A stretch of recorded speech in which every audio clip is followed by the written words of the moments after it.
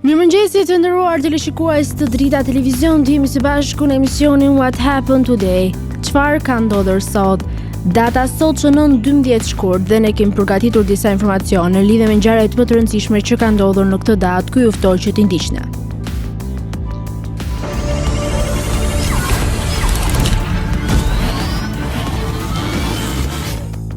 Dëmët shkurti është dita 43 e kalendarit gregorian. Kështu që deri në fund të vitit kanë mbetur edhe 321 ditë. Ngjarje 1541. U themelua Santiago Chili nga Pedro de Valdivia. 1818. Bernardo O'Higgins nënshkruan pavarësinë e Chilit në Chili. 1832. Ekuadori anekson ishujt Galapagos. 1855. U themelua Michigan State University. 1912. Perandori Xuantong i Manchu dinastijës Qing, perandori i fundit i Kinës, u larguar nga posti. 1919. Me një ceremoni madhështore u bë varrimi i Ismail Qemalit. E gjithë popullsia e Vlorës ishte mbledhur në skel. Në orën 10 paradite, trupi pa jetë i Ismail Qemalit nga ndërtesa e komandës së bazë navale u vendos mbi shtratin e topit, që aty korteu i madh u nis drejt qytetit. 1924.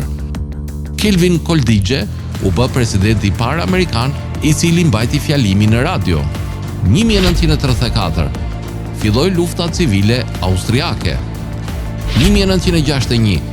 BRSS lanson anijen kozmike Venera 1 nga planeti Venera. 2002. Fillon gjykime për krime lufte i ish presidentit të Jugosllavisë Slobodan Milošević në Hag. Ai vdes 4 ditë më vonë, para përfundimit të gjykimit. 2002. Një Iran Air Tupolev Tu-154 rrëzohet para aterimit në Khorramabad, Iran, duke lënë të vdekur 119 persona. 2007. Një vrasës në Salt Lake City vret 5 njerëz. Do të vijmë me ngjarje të rëndësishme të datës 12 shkurt dhe do të themi në vitin 1554, një histori tragjike në kullën e Londrës. Një vajzë e re vetëm 16 vjeç, quhet Jane Grey dhe për 9 ditë mbajti kurorën e Anglisë. Në vitin 1809, dy gjigantët e historisë lindën në të njëjtën ditë, Abraham Lincoln dhe Charles Darwin. Njëri do të luftonte për lirinë e njerëzve, tjetri do të sfidonte gjithë botën e shkencës me teorinë e tij mbi evolucionin. Në vitin 1947, Kombet e Bashkuara themelojnë Komisionin për të Drejtat e Njerëzit, udhëhequr nga Eleanor Roosevelt. Kjo iniciativë do të vendoste themelet për mbrojtjen e të drejtave të njerëzit në mbar botën. Dhe në vitin 2002, historia moderne nuk është gjithmonë e bukur. Në këtë ditë, Shtetet e Bashkuara të Amerikës nisin proceset e para gjyqësore për të dyshuarit për terrorizëm në Guantanamo Bay.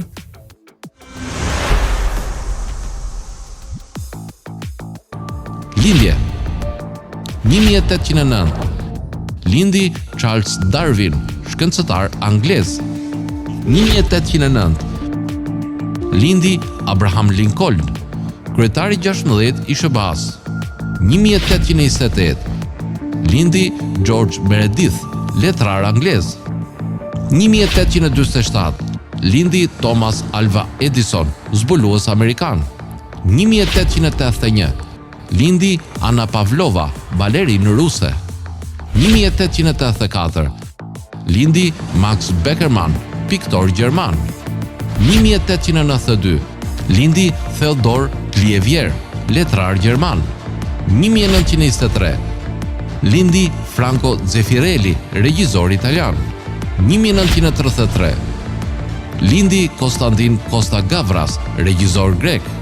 1946. Lindi Ajda Pekkan, aktore dhe këngëtare turke. 1948. Lindi Ray Kurzweil, shpikës dhe futurolog amerikan. 1950. Lindi Angelo Branduardi, kantautor italian.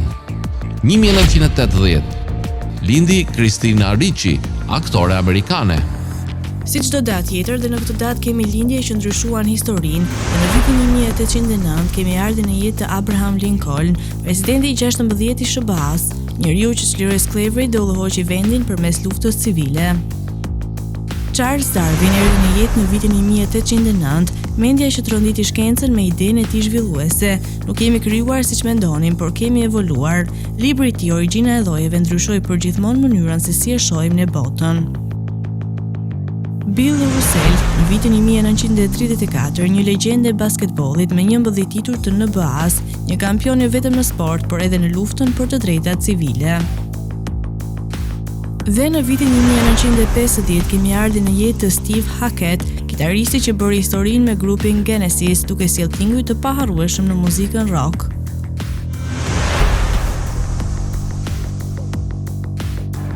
Vdekje 1804. Vdik Immanuel Kant, filozof gjerman. 1878. Vdik Alexander Duff, misionar skocez. 1929. Vdik Lili Langtry, aktor britanik. 1976. Vdik Sal Mineo, aktor amerikan. 1979. Vdik Jean Reno, regjisor filmi francez. 1989. Vdik Thomas Bernhard, shkrimtar austriak. 1994. Vdik Donald Judd, artist amerikan. Gjithashtu, si çdo datë tjetër, dhe kjo datë shënoi jo vetëm lindje, por edhe lam të mira që tronditën botën. Immanuel Kant, 1804, filozofi gjerman që na mësoi se mendja jonë është më e fuqishme se realiteti vet. Në vitin 1942 kemi ndarjen nga jeta të Grant Wood, piktori i famshëm amerikan i njohur për kryeveprën e tij American Gothic, që portretizon një çift amerikan me një pamje të ftohtë të ashpër. Në vitin 2000 kemi ndarjen nga jeta të Charles Schulz, krijuesi i Snoopyt dhe Charlie Brown. Ai na bëri të qeshim, të ëndërrojmë dhe të ndjejmë ngrohtësinë e jetës përmes stripave të tij legjendar. Dhe së fundmi, në vitin 2021 kemi ndarjen nga jeta të Chick Corea, një magjistar e jazzit që krijoi melodi të pavdekshme dhe zhvilloi pianon moderne.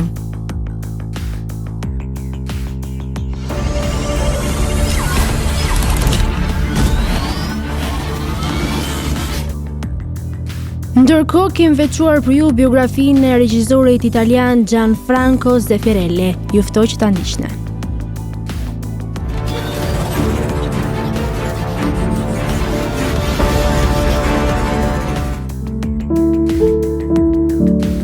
Gianfranco Corsi Zeffirelli ka lindur më 12 shkurt 1923, vdik më 15 qershor 2019. Ishte një regjisor, producent, projektues produksioni dhe politikan italian i skenës dhe filmit. Ai ishte një nga regjisorët më të rëndësishëm të operës dhe teatrit të epokës së pas luftës së dytë botërore, duke fituar edhe famë për inskenimet e tij luksoze të veprave klasike, si dhe përshtatjet e tij filmike. Një antar i partisë Forza Italia, ai shërbeu si senator për Catania nga 1994 deri në 2001. Filmat që ai drejtori përfshinin adaptimet shakespeariane, Zbutja e mendjeprerësisë 1967, ku luajtën Elizabeth Taylor dhe Richard Burton, Romeo dhe Julieta 1968, për të cilën ai mori një nominim për çmimin Oscar për regjisorin më të mirë, dhe Hamlet 1990 me protagonist Mel Gibson dhe Glenn Close, një grand oficial omri e Republikës Italiane që nga viti 1977 Zeffirelli mori gjithashtu një titull nderi kalorësi britanik në 2004 ku krijuar një KBE. Ati i u dha Premio Colosseo në 2009 nga qyteti i Romës. Filmi i parë i Zeffirellit si regjisor ishte një version i Zbutja e mendjeprerësisë 1967, i destinuar fillimisht për Sofia Loren dhe Marcello Mastroiannin, por në vend të tyre shfaqi yjet e Hollywoodit Elizabeth Taylor dhe Richard Burton. Taylor dhe Burton ndihmuan në financimin e prodhimit dhe morën një përqindje të fitimeve në vend të pagave të tyre normale. Gjatë redaktimit të The Taming of the Shrew, vendlindja e Zeffirellit, Firenze, u shkatërrua nga përmbytjet. Një muaj më vonë, ai publikoi një dokumentar të shkurtër, të titulluar Firenze, ditët e shkatërrimit, për të mbledhur fonde për fatkeqësinë. Zbulimi i madh i Zeffirellit erdhi një vit më pas, kur ai prezantoi dy adoleshentë si Romeo dhe Juliet, 1968.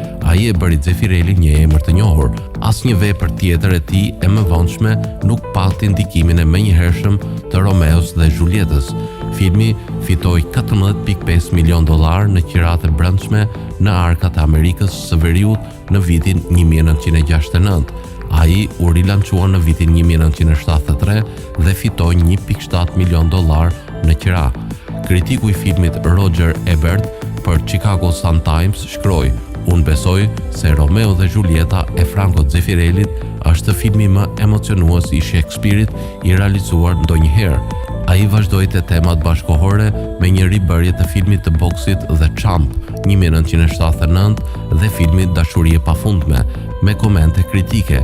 Në vitet 1980 ai realizoi një seri filmash të suksesshëm duke përshtatur opera në ekran me yje të tillë si Placido Domingo, Teresa Statas, Jean Pons dhe Katia Ricciarelli. Ai u rikthye te Shakespeare me Hamletin 1990, duke vënë në rolin kryesor Mel Gibson. Përshtatja e tij e romanit të Charlotte Brontë, Jane Eyre 1996, ishte një sukses kritik. Zeffirelli shpesh luante aktor të panjohur në role kryesore: Leonard Whiting, Romeo në Romeo dhe Julieta, Graham Faulkner, Sean Francescu në Brother Sun, Motra Moon dhe Martin Hewitt, David Axelrod në Dashuri e pafundme. Për biografinë e sotme do të flasim për magjistarin e jazzit që sfidoi kufijtë e muzikës. Ishte një djalosh nga Massachusetts, i cili që në vogëlie ndjeu ritmin e notave më shumë se çdo gjë tjetër. Armando Anthony Che Correa, i lindur më 12 qershor të vitit 1941, nuk ishte thjesht një pianist, ai ishte një eksplorues muzikor, një shpirt që nuk pranoi kurrë të mbetej brenda kufive të një zhanri. Che kur rrit në një shtëpi ku jazzi nuk ishte thjesht muzikë, por një mënyrë jetese. Babai i tij ishte një trompetist jazzi dhe tingujt e Louis Armstrong ishin pjesë e përditshmërisë së tij. Që në moshën 4 vjeçare ai nisi të luante në piano dhe pak më vonë u marrgjeps nga bateria, një dëshmi e pasionit të tij për ritmin dhe eksperimentimin. Në adoleshencë, Chick nisi të mësonte muzikën klasike duke studiuar veprat e Mozartit dhe Beethovenit, ndërsa njëkohësisht zbërthente magjinë e bebop të Bud Powell. Kjo përzierje e klasikës me jazzin do të bëhej një nga tiparet kryesore të stilit të tij unik. Vitet 60 ishin momenti i madh i shpërthimit të tij në një industri të dominuar nga gjigant të jazzit, që arriti të tërhiqte vëmendjen e vet Miles Davis, një ikon që njihte talentin nga larg. Ai u bë pjesë e grupit të Miles dhe kontriboi në albumet legjendare si Beaches Brew, duke eksperimentuar me tinguj elektrik dhe duke shtyrë kufijtë e jazzit drejt një epoke të re. Por Korea nuk donte të ndalej këtu. Ai kishte diçka tjetër në mendje, krijimin e diçkaje të re. Kështu në vitin 1971 ai formoi Return to Forever, një grup që përzente jazzin me rock latin dhe elemente progresive. Për 5 dekada, Chick Corea nuk pushoi së krijuari. Ai bashkëpunoi me artistë të mëdhenj si Herbie Hancock, Gary Burton, Bobby McFerrin dhe shumë të tjerë. Ai sfidoi kufijtë mes klasikës dhe jazzit me albume solo, ndërkohë që mbante gjallë shpirtin eksperimental me projekte elektrike dhe akustike. Si një mjeshtër i improvizimit, Chick nuk i qëndroi kurrë besnik vetëm një stili. Ai ishte një aventurier muzikor që gjithmonë kërkonte tingullin e radhës dhe për këtë ai u shpërblye me 27 çmime Grammy, një rekord që e bën një nga muzikantët më të dekoruar në historinë e jazzit. Më nën shkurt 2021, bota humbi një përmendjeve më të ndritura të muzikës. Chick Corea u largua nga kjo botë, por muzika e tij vazhdon të jetojë e pavdekshme.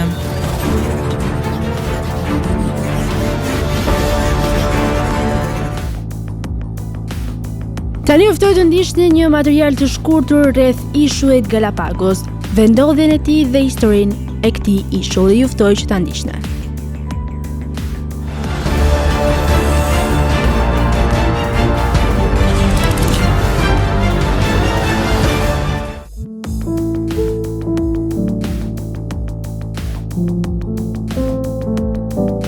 Ishuit Galapagos. Ishuit Galapagos dhe ujërat e tyre përreth formojnë provincën Galapagos të Ekuadorit, parkun kombëtar Galapagos dhe rezervatin detar Galapagos. Gjuha kryesore në ishuj është spanjishtja. Ishujt kanë një popullsi prej pak më shumë se 25.000 njerëz. Vizita e parë e regjistruar në ishuj ndodhi rastësisht në 1535, kur Fray Thomas dhe Berlanga, peshkopi i Panamas, u befasua kur gjeti këtë tokë të pazbuluar në një udhëtim në Peru për të arbitruar në një mosmarrëveshje midis Francisco Pizarro dhe Diego de Almagro. Berlanga përfundimisht u kthye në perandorinë spanjolle dhe përshkoi kushtet e ishujve dhe kafshat që banonin në to. Grupi i ishujve u shfaq dhe u emërua Ishujt e Breshkave në hartën e Abraham Ortelius, botuar në 1570. Harta e parë e papërpunuar e ishujve u bë në vitin 1684 nga bukaneri Ambrose Courrey, i cili i emëroi ishujt individual sipas disa prej shokëve të tij pirat ose pas mbretërve dhe fisnikëve anglez. Këta emra u përdorën në hartat autoritative të navigimit të ishujve të përgatitur gjatë sondazhit të Beagle nga kapiteni Robert Fitzroy dhe në librin popullor të Darwinit, Udhëtimi Bengal. Republika sapopavarur e Ekuadorit i mori ishujt nga pronësia spanjolle në 1832 dhe më pas u dha atyre emra të rinj spanjoll. Emrat më të vjetër mbetën në përdorim në botimet në gjuhën angleze, duke përfshirë dhe Encadas të Herman Melville 1854. Administrativisht, Galapagos përbën një nga provincat e Ekuadorit, i përbër nga 3 kantone që përmbajnë emrat e ishujve të tij më të populluar, do me thënë San Cristobal, Santa Cruz dhe Isabela. Edhe pse ishujt ndodhen në Ekuador, rryma Humboldt sjell ujë të ftohtë në to, duke shkaktuar shira të shpeshta gjatë pjesës më të madhe të vitit. Moti ndikohet periodikisht nga ngjarjet El Nino, të cilat ndodhin çdo 3 deri në 7 vjet dhe karakterizohen nga temperaturat të ngrohta të sipërfaqes së detit, një rritje e nivelit të detit, veprim më i madh i valve dhe një varfërim i lëndëve ushqyese në ujë. Gjatë sezonit të njohur si Garua, temperatura në det është 22 gradë Celsius, një erë qëndrueshme dhe e ftohtë fryn nga jugu dhe juglindja. Shirat e shpeshta zgjasin pjesë më të madhe të ditës dhe mjegulla dendur fsheh ishujt. Gjatë sezonit të ngrohtë, temperatura mesatare e detit dhe ajrit arrin në 25 gradë Celsius. Nuk ka erë fare, ka reshje sporadike, megjithëse të forta dhe dielli shkëlqen. Moti ndryshon me rritjen e lartësisë në ishujt më të mëdhenj. Temperatura zvogëlohet gradualisht me lartësinë, ndërsa reshjet rriten për shkak të kondensimit të lagështirës në ret në shpatet. Ka një gamë të madhe reshjesh nga një vend në tjetrin, jo vetëm në lartësi, por dhe në varësi të vendodhjes së ishujve, si dhe mestinët. Arkipelagu karakterizohet kryesisht nga një përzierje e një klime savane tropikale dhe një klime gjysmë të thatë. Ai gjithashtu kalon në një klimë tropikale të pyjeve tropikal në veriperëndim.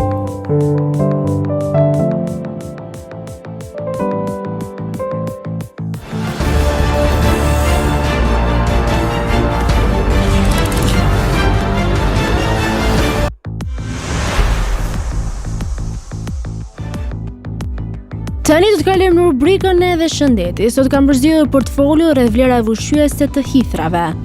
Në mjekësinë popullore, hithra njihet si mbretëresha e bimëve mjekësore, për shkak të efekteve të saj pozitive në shërimin e disa sëmundjeve. Përdorimi i kësaj bime gjatë periudhës së pranverës dhe verës ndihmon në pastrimin e gjakut dhe tek të sëmurët me anemi.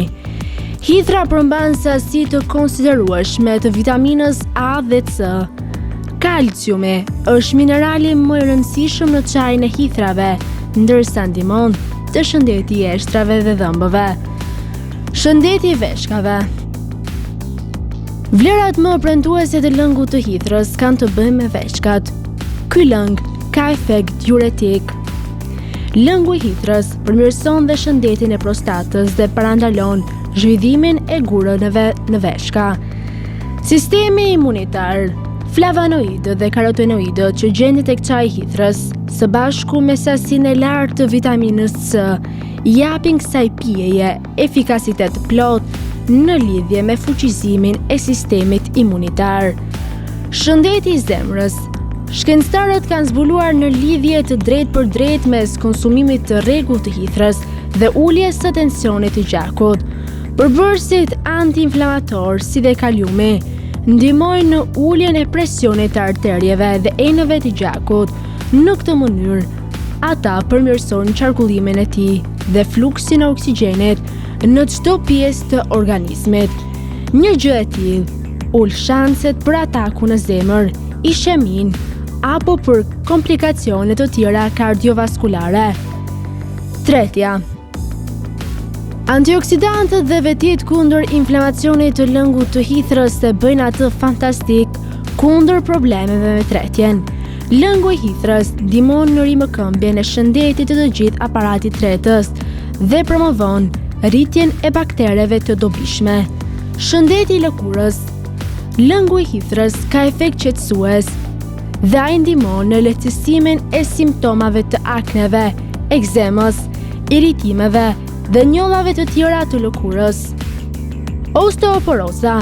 Lëngu i hithrës përmban shumë minerale të shëndetshme, përfshirë kalciumin, magnezin dhe hekurin. Kjo e bën këtë lëng të jashtëzakonshëm për njerëzit që vuajnë nga anemia, por edhe për parandalimin e sëmundjes që gërryen kockat me kalimin e moshës. Ul dhimbjet dhe inflamacionin. Lëngun e hithrës mund ta përdorni për të ulur dhimbjet e muskujve, shpinës, kokës, lëndimeve të lëkurës e të tjerë. Hithrat stimulojnë sistemin limfatik dhe fuqizojnë sistemin imunitar. Hithrat çlirojnë nga simptomat e artritit, luftojnë alergjitë, ndihmojnë me diabetin, shkatërrojnë gurët në veshka dhe ndihmojnë në shkarkimin e ujrave të tepërt, ul tensionin e lartë të gjakut, ndihmon me sëmundjet respiratore, zvoglon inflamacionin, redukton rreziqet e kancerit, minimizon të vjedhat, shëron nga i ftohti, lehtëson nga diarea, ndihmon me sëmundjet gastrointestinale, ndihmon në trajtimet të sëmundjes së Alzheimerit dhe sëmundjeve të tjera nervore, mbron shëndetin e tiroideve, shpretkës dhe pankreasit.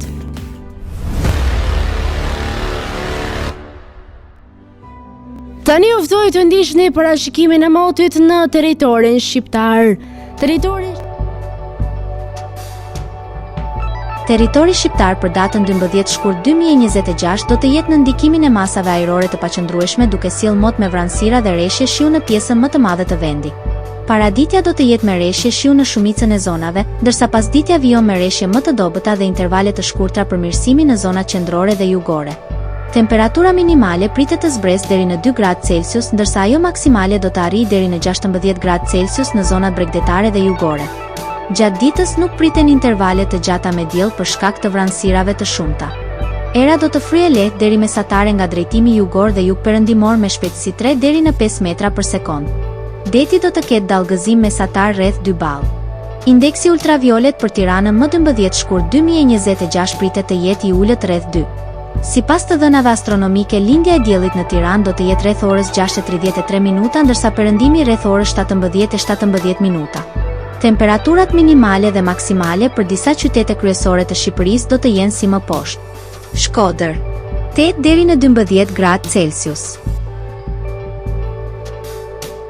Kukës, 5 deri në 12 gradë Celsius. Peshkopi, 5 deri në 10 gradë Celsius. Tiranë, 9 deri në 13 gradë Celsius. Durrës, 10 deri në 14 gradë Celsius. Kavaj, 9 deri në 14 gradë Celsius. Elbasan, 8 deri në 11 gradë Celsius. Berat, 10 deri në 14 gradë Celsius. Korçë, 2 deri në 8 gradë Celsius. Vlorë, 11 deri në 15 gradë Celsius. Gjirokastër, 7 deri në 12 gradë Celsius. Sarand, 11 deri në 16 gradë Celsius. Tani u ftoj të ndiqni parashikimin e motit në territorin e Kosovës.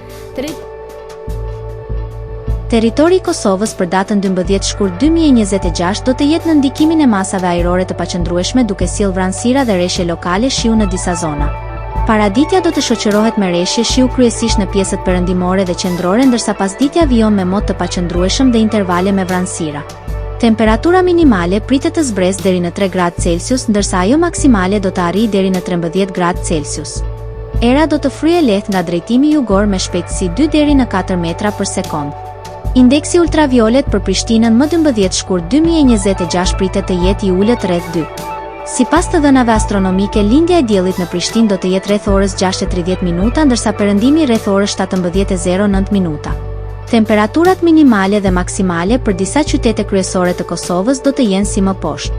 Mitrovica 4 deri në 11 gradë Celsius. Podujev 3 deri në 10 gradë Celsius. Skënderaj 3 deri në 11 gradë Celsius. Pej 4 deri në 10 gradë Celsius. Prishtinë 4 deri në 11 gradë Celsius. Gjakov 3 deri në 12 gradë Celsius. Malishev 4 deri në 12 gradë Celsius. Gjilan 3 deri në 12 gradë Celsius. Ferizaj 3 deri në 12 gradë Celsius. Kaçanik 3 deri në 10 gradë Celsius. Suhare 4 deri në 13 gradë Celsius. Prizren 3 deri në 13 gradë Celsius. Të nderuar teleshikues të Drita Televizion, kjo ishte gjithçka e përgatitur në këtë emision. Ndërkohë ju ftoj ta ndiqni në rrjetet tona sociale Instagram, TikTok, Twitter dhe Facebook. Ndërkohë nëse dëshironi që të na ndiqni live, mjafton të klikoni në web drita.tv. Kjo ishte gjithçka e përgatitur në këtë emision, ndërkohë ju ftoj të ndiqni programacionin në vijim të Drita Televizion.